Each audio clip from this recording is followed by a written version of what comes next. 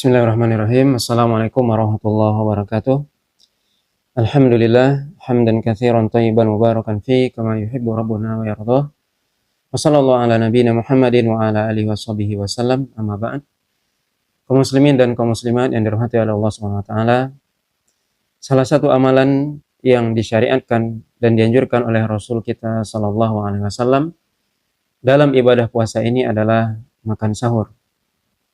Bahkan Nabi SAW mengatakan dalam hadis yang diriwayatkan oleh Imam Muslim, faslu baina siyamina wa siyami ahlil kitab aklatus sahur. Yaitu perbedaan antara puasa kita umat Islam dengan puasa ahlul kitab yaitu Yahudi dan Nasrani adalah makan sahur. Artinya puasa kita, puasa umat Islam disyariatkan makan sahur, sedangkan orang-orang Yahudi dan Nasrani mereka juga berpuasa tapi mereka tidak disyariatkan bagi mereka makan sahur. Maka ini salah satu keutamaan dan juga sekaligus pembeda antara kita umat Islam dengan selain umat Islam itu sendiri, yaitu Yahudi dan Nasrani ataupun Ahlul Kitab. Bahkan Rasulullah SAW mengatakan dalam hadis yang diriwayatkan oleh Imam Bukhari dan Muslim, tasahharu fa inna fis sahuri barakah. Makan sahurlah, karena sungguhnya di dalam makan sahur itu ada keberkahan. Maka di sini bisa kita lihat bagaimana Rasulullah SAW memerintahkan kita, menganjurkan kita untuk makan sahur. Di mana kata Nabi SAW, makan sahurlah karena di dalam makan sahur itu terdapat keberkahan. Keberkahan al-barakatu, kata para ulama, al-khair al-kathir, yaitu kebaikan yang banyak. Jadi orang ketika dia makan sahur, maka di dalamnya ada keberkahan. Dan tentunya sebaik-baik sahur, sebagaimana yang disebutkan oleh Nabi SAW juga dalam hadis yang sahih, ni'mas sahurul mu'min at-tamar, yaitu sebaik-baik sahurnya seorang mukmin adalah dengan makan kurma. Ini salah satu sunnah juga yang diajarkan oleh Nabi SAW.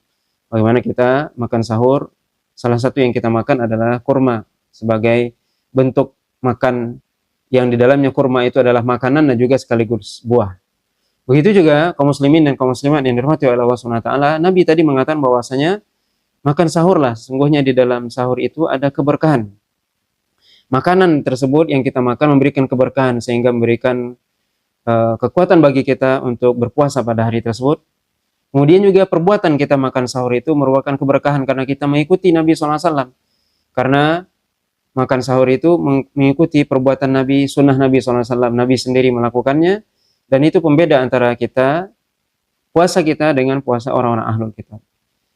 Dan kemudian kaum muslimin yang dirahmati oleh Allah SWT, kita perlu mengetahui di sini sedikit bahwasanya sahur, ya dikatakan makan sahur, itu kata para ulama adalah makan yang dilakukan pada waktu sahur, pada waktu sahar. Ya.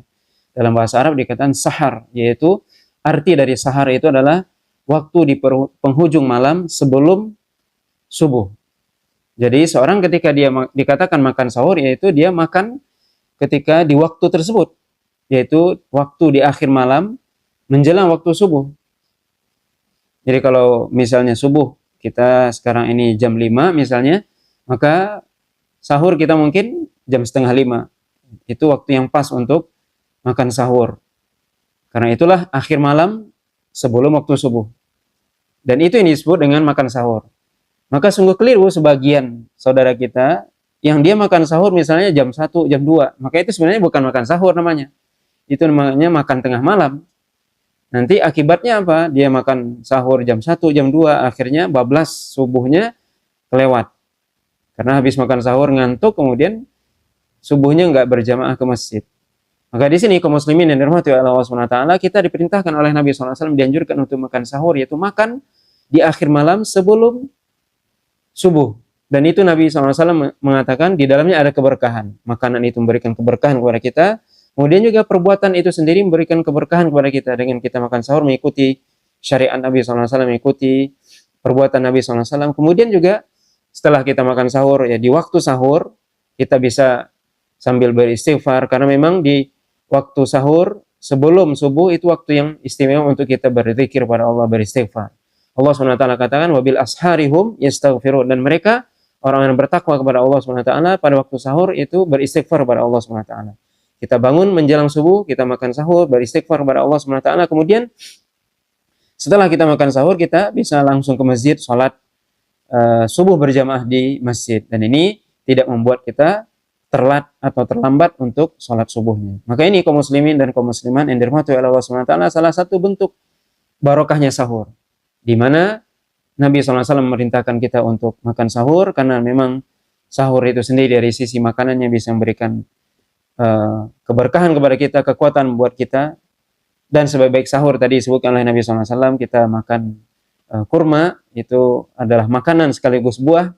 Kalau toh pun kita tidak memiliki, kita makan apa yang kita miliki. Walaupun dalam hadis yang lain dikatakan, walaupun kita cuma minum seteguk air, kalau kita terlambat bangun misalnya, maka beberapa saat sebelum adzan kita masih bisa untuk sahur. Karena batas makan sahur itu adalah adzan sholat subuh. Adzan subuh berkumandang, itu adalah batas waktu kita terakhir makan sahur. Dengan itu kita mendapatkan keberkahan.